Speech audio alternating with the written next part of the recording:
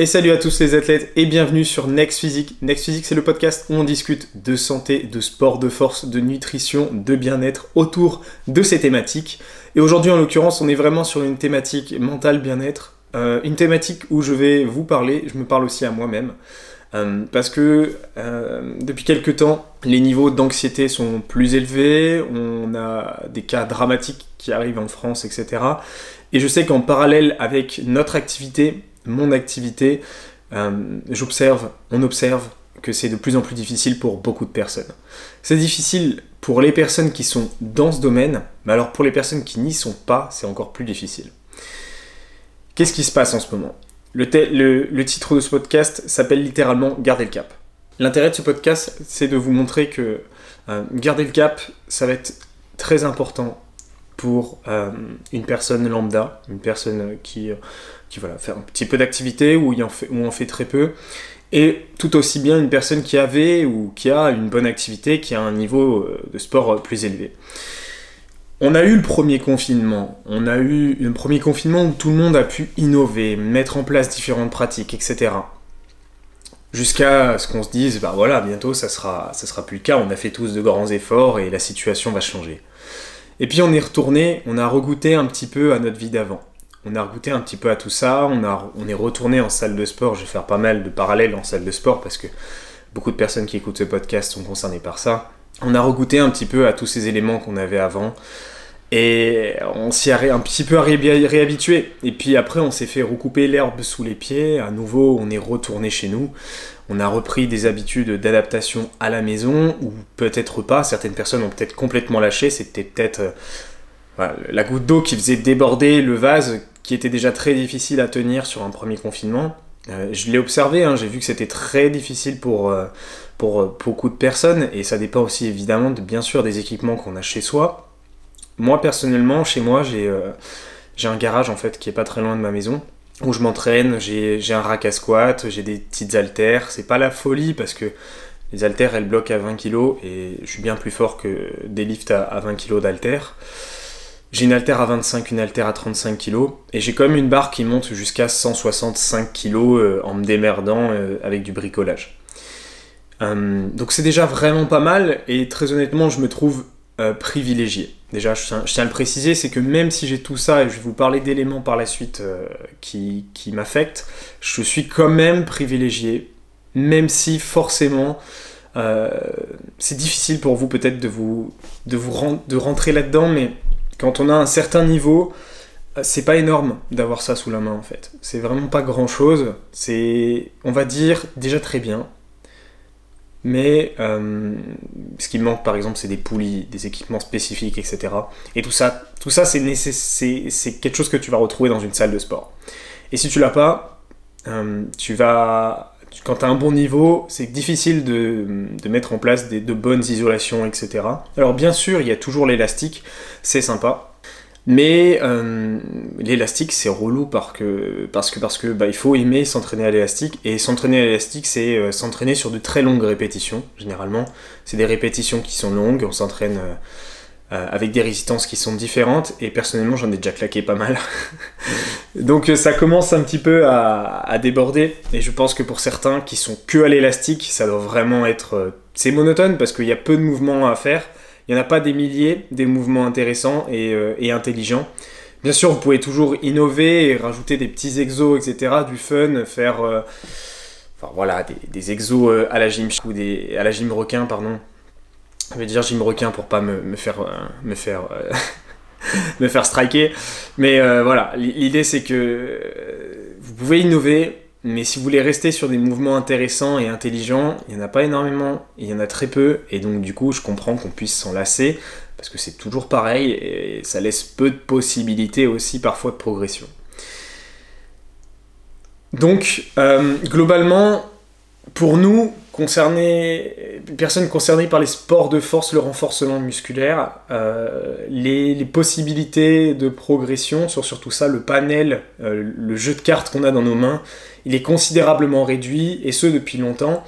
Et une des difficultés principales qui apparaît, que ce soit pour moi ou d'autres personnes, c'est que c'est dur de savoir qu'on est passé de ça à ça. C'est-à-dire qu'on est passé de C'était génial, on avait plein de trucs sous les mains et on s'en rendait pas forcément compte. Je me rappelle qu'à l'époque, on était capable... Je me rappelle qu'à l'époque, c'était quand même il n'y a pas si longtemps que ça, mais quand même, on était capable de se plaindre et de se dire « Ouais, il n'y a pas ça dans ma salle. » Et ben maintenant, qu'est-ce que tu dis chez toi? Il n'y a pas ça chez moi. Et c'est pire, du coup. Et tu sais que c'était mieux avant. Et c'est ça qui est difficile, c'est de se dire que on a quitté une situation qui était vraiment mieux et que maintenant, dans nos conditions d'entraînement, on est beaucoup moins bien lotis qu'avant. Et du coup, ça nous permet aussi de nous rendre compte de la chance qu'on pouvait avoir par le passé. C'est-à-dire que par le passé, on se dit « Putain, mais j'avais tout ça dans les mains. J'avais tout ça, c'était génial, je pouvais progresser comme un fou. » Et maintenant, du coup, j'ai beaucoup moins. Je tiens à mettre une grande précision sur ce podcast à la minute à laquelle je suis en train de parler. C'est que, avant de vous plaindre, il faut bien vous rendre compte du potentiel et de votre niveau. Il y a, à mon avis, peut-être que 2 ou 3 personnes qui vont écouter ce podcast qui peuvent se dire aujourd'hui, oui, c'est difficile pour moi de progresser avec ce que j'ai sous la main. Mais les 3 quarts du temps, quand on vient me parler sur Instagram, je vous tacle dans les jambes parce que vous avez tout ce qu'il vous faut.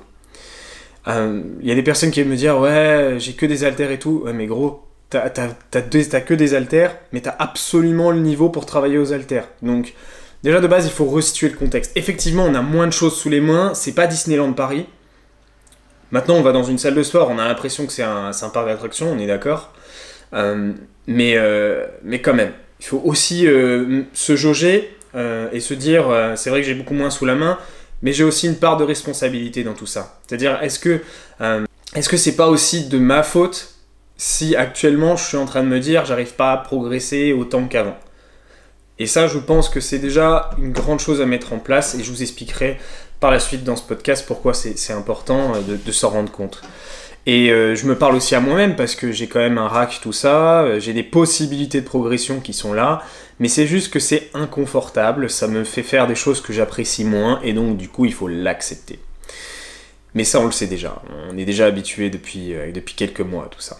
Donc le thème de ce podcast c'est garder le cap. J'ai fait une introduction assez longue, je remets le contexte. Hier j'avais écrit un post sur Instagram où je vous parlais un petit peu de ce fait de garder le cap et ce que je mettais en place de ma partie. Et en fait, c'est vrai qu'un post Instagram, c'est court. J'ai écrit que quelques lignes et du coup, j'ai reçu plein de messages. Parce qu'à l'intérieur de ce post Instagram, j'avais écrit que moi aussi, j'étais touché par ça en ce moment. Et donc, du coup, j'ai eu plein de messages alarmistes, genre « Ouais, coach et tout, si ça y est, ça t'arrive à toi, garde le cap et tout. » Non, ne vous inquiétez pas, j'ai jamais sauté un entraînement. J'ai jamais sauté du volume d'entraînement, etc. Je suis quelqu'un de très à cheval là-dessus et en fait, quand on a une bonne santé générale, quand on est actif tous les jours et que tout fonctionne bien, qu'on a une bonne nutrition, qu'on est très fort aux entraînements, si un jour on commence à sauter un entraînement, à avoir un jour où on n'est pas trop là, on va l'avoir tout de suite dans les jambes, on va tout de suite le sentir, on va te sentir patraque, etc. Et ça va très très vite faire une différence. Et quand tu es dans ce mode de vie-là, quand tu es à fond dans ce mode de vie comme je le suis, si tu sautes une petite partie de ta programmation générale, par exemple tu manges mal pendant un certain temps, ou alors tu sautes des entraînements, ou alors tu dors mal, tu vas tout de suite le sentir. Tu vas tout de suite voir une grosse différence dans ta journée, et du coup ça va te peser. Et soit tu te laisses aller et la situation empire, d'accord, tu dégrades la balance générale, ou alors tu te reprends en main et tu gardes ce que tu avais déjà en place parce que tu sais que c'était mieux quand même. Et c'est ça la difficulté en ce moment, c'est de garder le cap, c'est de rester à cette balance générale qui est globalement bonne pour soi et ne pas se laisser ne pas laisser une dégradation se mettre en place parce qu'après c'est de pire en pire. On va venir détériorer son moral, on va réduire la qualité de son sommeil, on va moins bien récupérer, du coup on va retourner à l'entraînement, on va être tout pourri, on va moins bien manger, voilà, ça va vraiment tout dégrader et ça marche aussi dans l'autre sens, c'est-à-dire que quand on est une personne, vous sentez pas forcément dégradé quand je vous dis une personne lambda, hein, d'accord ?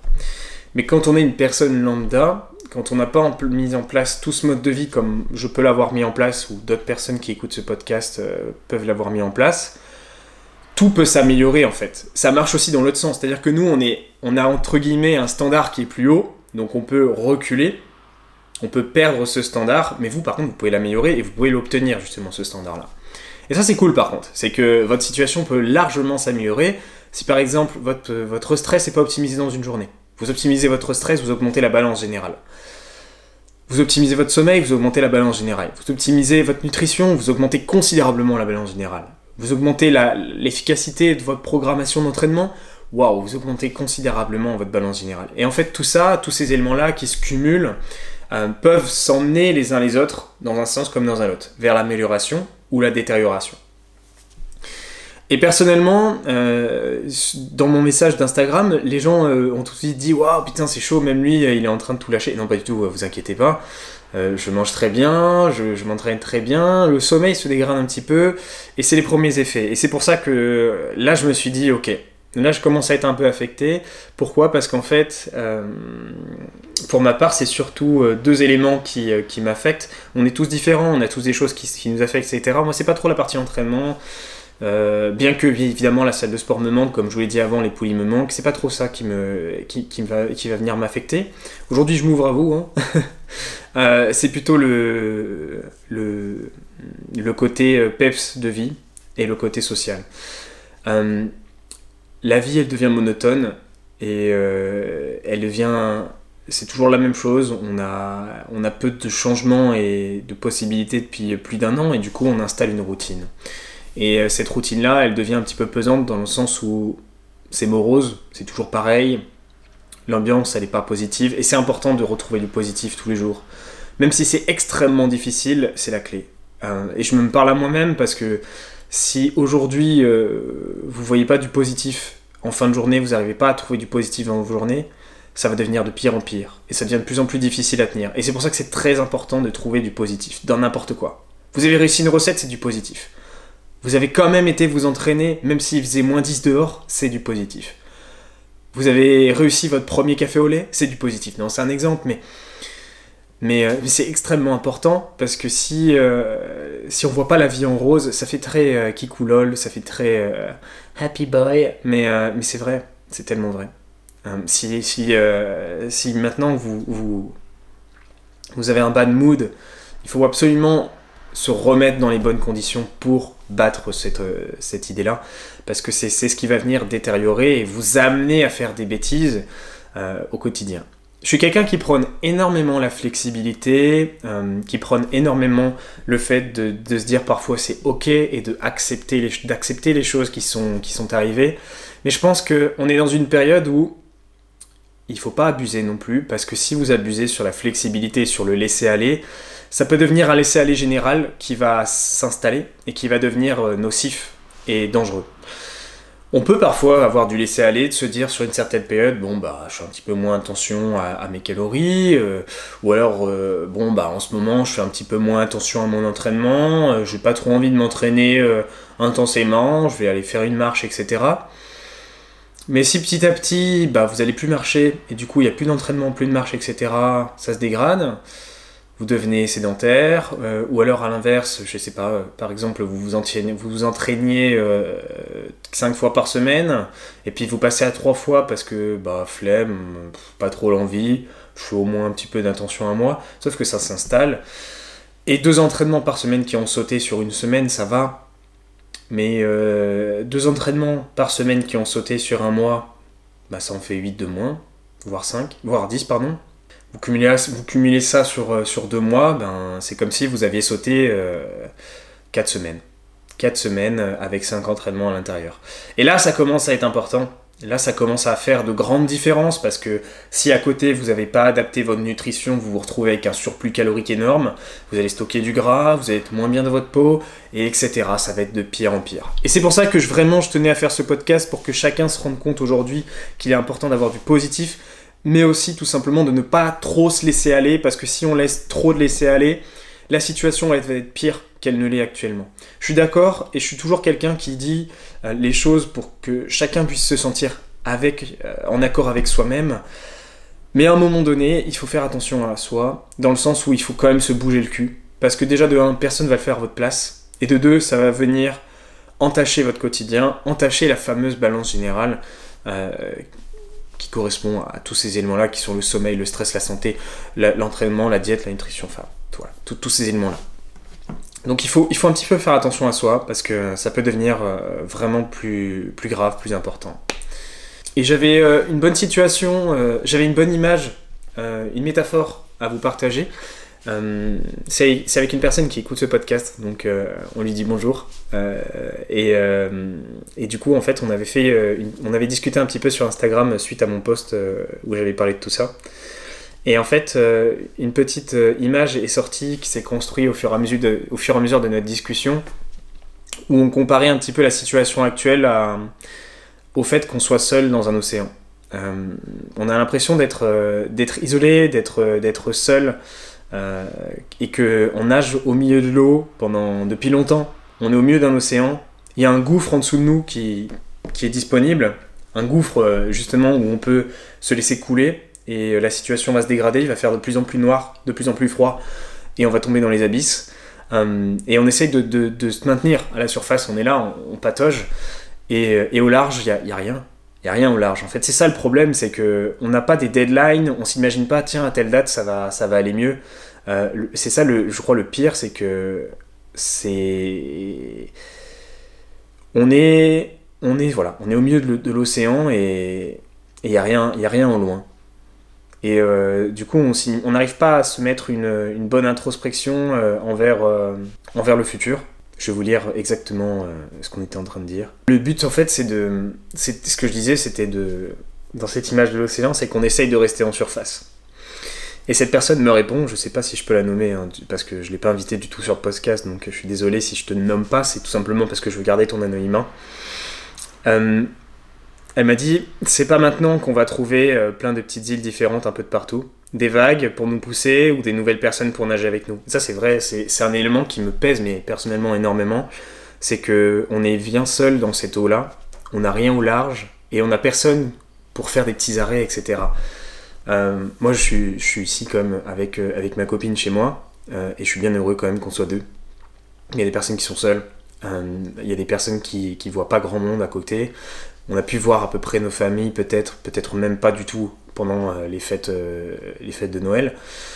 Et la situation, elle est revenue la même. Et du coup, ça fait un gros manque par rapport à la vie d'avant parce qu'on a goûté à quelque chose qui est mieux. Et on le sait, un des besoins humains, c'est de vivre en communauté. C'est quelque chose que l'homme a généralement un grand besoin, certains beaucoup plus que d'autres. Vous prenez Robinson Crusoe. La première chose, une des choses qui a été le plus dur pour lui, avant de rencontrer Vendredi, c'était d'être seul. Et c'est tellement vrai. C'est qu'aujourd'hui, on est là, on rame, et on est tous connectés, et on peut se soutenir grâce aux réseaux sociaux. Et encore heureux, mais on reste quand même en grande partie seul au quotidien, etc. On a beaucoup moins d'interactions sociales, etc. Et personnellement, ça me pèse aussi parce que je me suis installé dans une nouvelle ville et que je suis tout seul ici. Et du coup, forcément, ça joue, quoi. Et bon, voilà. C'était un petit peu pour vous imaginer la situation et qu'on se rende compte des choses. Mais donc, du coup, aujourd'hui, vraiment, je mets un point d'honneur à ce que tout le monde ici puisse se retrouver, puisse continuer de garder le cap, de s'entraîner, de bouger, de garder une activité. C'est extrêmement important en fait. C'est de bouger au quotidien et de ne pas laisser un niveau s'installer, etc. Rajouter des choses, mais même 5 minutes, prenez 5 minutes pour vous dans votre journée. Je vous assure que ça va vous faire un bien fou. Vous faites n'importe quoi, ce que vous voulez, c'est tout con, mais un petit peu de nouveauté, un petit peu de peps, changez ce qui vous amène à patauger. Allez marcher, changez de quartier. Si vous faites toujours ça, vous marchez toujours au même endroit, dans ce cas-là, faites autre chose, je sais pas, faites du vélo, sortez autrement, faites quelque chose, c'est vous qui change, je sais pas. Mettez Just Dance sur YouTube, mais sans avoir la Wii. Je sais pas, genre vraiment des trucs fous, quoi, vraiment qui changent et qui vous font bouger et qui vous donnent de l'activité qui sont différentes. Mais vraiment, voilà, je pense que c'est important d'avoir des choses qui nous drive dans nos journées, qui nous rajoutent du peps. Et c'est ce qui nous amènera à tenir sur cette période-là. Côté entraînement, j'ai pas de solution miracle. On n'a pas la salle de sport et une jungle de possibilités pour s'entraîner en équipement, etc. Déjà de base, si Si vous n'avez pas eu un entraînement fixe, bah déjà, obtenez un entraînement et une programmation. Vous pouvez la changer si ça vous chante.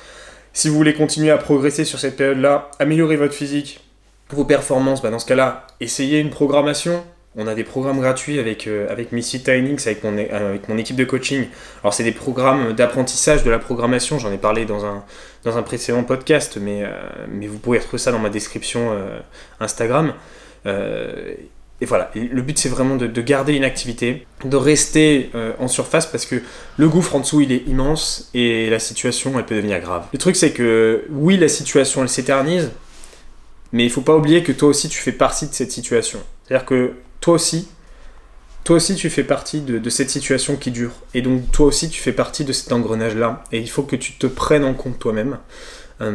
Tu prennes en compte ta propre donnée pour te dire ouais, bah, c'est vrai que si ça dure encore pendant des mois, il vaut mieux que je prenne les choses en main parce qu'il reste des mois à tenir, d'accord. Je pense pas qu'on va retrouver les salles le mois prochain. J'y crois, mais alors tellement pas. Moi je m'attends plutôt au moins automne prochain. Je peux pas. J'aimerais vous donner une bonne nouvelle, mais je pense que j'y crois pas du tout. J'y crois vraiment pas du tout. Et j'avais aussi une petite idée que je voulais vous partager. C'est que si vous bossez et si vous prenez du temps à travailler sur vous-même, donc travailler sur votre nutrition, travailler sur votre sommeil, stress, etc., seulement dans les moments où vous vous sentez bien et dans l'idée de se dire ouais ok là je me sens bien donc du coup je vais faire ça, vous n'allez pas faire grand chose en ce moment. C'est pour ça qu'il faut absolument se mettre en action et prendre des initiatives dès maintenant pour que toute votre journée se passe bien et qu'il n'y ait pas un moment creux. Parce que si vous attendez ce fameux moment où vous allez vous sentir un petit peu mieux et donc vous allez prendre l'initiative, ça ne va pas arriver. Cette situation ne va pas arriver. Il faut absolument prendre des initiatives avant cette situation-là. Si vous êtes en train de bloquer, prenez l'initiative à ce moment-là. N'attendez pas plus tard. N'attendez pas de dire plus tard ça ira mieux donc du coup je prendrai l'initiative. Ça ne marche pas comme ça. Et malheureusement, quand on est dans un bad mood, on se laisse un petit peu couler. Et c'est pourtant à ce moment-là qu'il faut réagir et pas attendre qu'il y ait plus de soleil. C'est typiquement l'image du coureur qui se dit « Oh, il y a un petit nuage, je vais pas aller courir maintenant. Oh, il y a un petit nuage là-bas, je vais pas aller courir. » Et du coup, vous attendez qu'il y ait un jour où il n'y a pas de nuage. Mais ce jour n'arrivera peut-être pas. Donc, n'attendez pas, mettez-vous en action maintenant, ne vous laissez pas couler. Si vous attendez seulement les beaux jours pour vous mettre à bosser, ça va être compliqué, vous n'allez pas beaucoup travailler. C'est pour ça que j'appelle ça aussi du travail sur soi-même, c'est parce que c'est une globalité, tous ces éléments-là vous concernent et vous amènent à soit être meilleur, soit être moins bon.